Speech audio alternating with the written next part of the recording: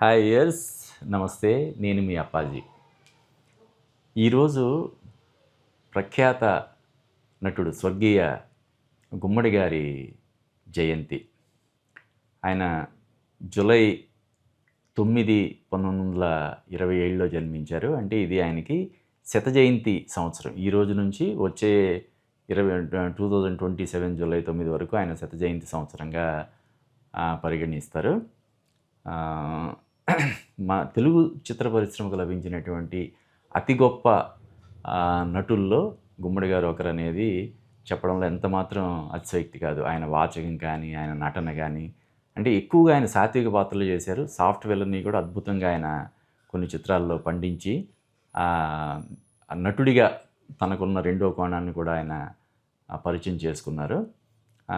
ఆయనది ఈ శత జయంతి సంవత్సరం కావడం చాలా విశేషం. అంటే ఎన్టీఆర్ శత జయంతి ఉత్సవాలు చాలా అద్భుతంగా నిర్వహించారు, ప్రపంచవ్యాప్తంగా నిర్వహించారు. అంటే పార్టీకి కూడా హెల్ప్ అవుతుందన్న ఉద్దేశంతో తెలుగుదేశం పార్టీ చొరవ తీసుకొని చాలామంది సెలబ్రిటీస్ని ఇన్వైట్ చేసి, కొంతమంది విదేశాల్లో సెటిల్ అయిపోయినటువంటి హీరోయిన్ను కూడా ప్రత్యేకంగా ఆహ్వానించి చాలా ఘనంగా నిర్వహించారు.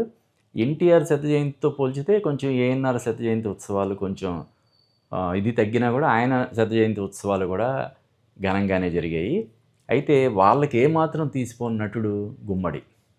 ఒక ఇంటర్వ్యూలో జయప్రదం అనే ఇంటర్వ్యూలో జయప్రద ఏఎన్ఆర్ని ఇంటర్వ్యూ చేస్తూ తెలుగు చిత్ర పరిశ్రమకి ఎన్టీఆర్, ఏఎన్ఆర్ రెండు కళ్ళు లాంటి వారు అంటారు కదా అని చెప్పి ఆమె అడిగినప్పుడు ఆయన అన్నాడు, అదే అంటే మరి ఎస్వి రంగారావు ఏమైపోతాడు, గుమ్మడి ఏమైపోతాడు అని చెప్పి ఆయన అనడం నాకు బాగా గుర్తు. అంటే మా ఇద్దరికీ తీసిపోనంత గొప్ప నటులు ఒక ఎస్వి రంగారావు కానీ, గుమ్మడి కానీ అని చెప్పి ఆయన చెప్పడం జరిగింది. అటువంటి మహా నటుడిగా చెప్పదగినటువంటి గుమ్మడి శత జయంతి ఉత్సవాలని జరపడానికి మన తెలుగు చిత్ర పరిశ్రమ కూడా చొరవ తీసుకోవాలి. అలాగే వాళ్ళ కుటుంబ సభ్యులు, ముఖ్యంగా ఆయనకి 5 అమ్మాయిలు 2 అబ్బాయిలు అని చెప్పి ఇన్ఫర్మేషన్ ఉంది. వాళ్ళు ఉన్నత స్థానాల్లో సెటిల్ అయ్యి ఉంటారు. వాళ్ళు కూడా చొరవ తీసుకొని ఆయన్ని స్మరించుకునేలా ఈ సంవత్సరం పొడవునా ఆయన చేసినటువంటి గొప్ప గొప్ప సినిమాలు, ఆయన మహామంత్రి తిమ్మరుసు టైటిల్ రోల్ చేశాడు. ఆయన ఎన్నో గొప్ప సినిమాల్లో నటించినటువంటి ఆయన్ని స్మరణకు తెచ్చుకునేలాగా, ఈ తరానికి భావి తరాలకు కూడా పరిచయం చేసేలాగా ఉత్సవాలు నిర్వహిస్తే బాగుంటుందని చెప్పి నేను అనుకుంటున్నాను. ఆయన తీపి గుర్తులు చేదు జ్ఞాపకాలు అని చెప్పి ఒక బుక్ రాసుకున్నాడు ఆయన బయోగ్రఫీ లాగా.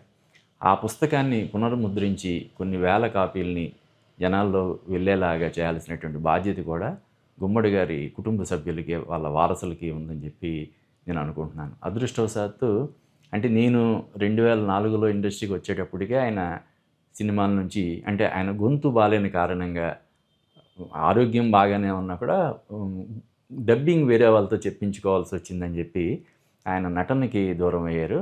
అయితే నేను ఒక 2-3 సందర్భాల్లో ఆయన కలవడం, ఒకసారి ఆయనది స్పెషల్గా ఆయన ఇంటర్వ్యూ తీసుకోవడం కూడా జరిగింది. నేను ఒక అదృష్టంగా భావిస్తున్నాను.